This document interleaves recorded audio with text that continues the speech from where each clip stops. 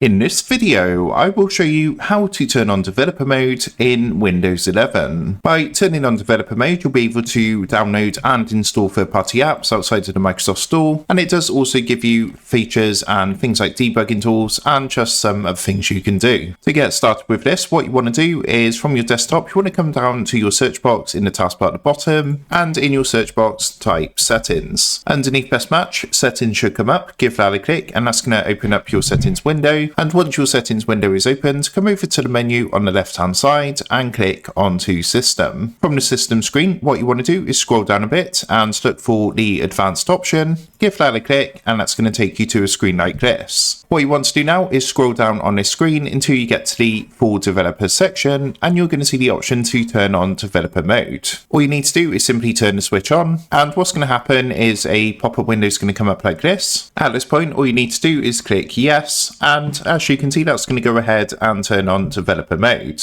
So that is how to turn on developer mode in Windows 11. With that being said, I hope this quick tutorial did help you out today, and if this did help you out, I would really appreciate it if you was to consider dropping down below the video, leaving a like, and also subscribing to the channel. With that being said, I just want to take a minute, thank you guys for watching this quick tutorial, and I will see you in the next video.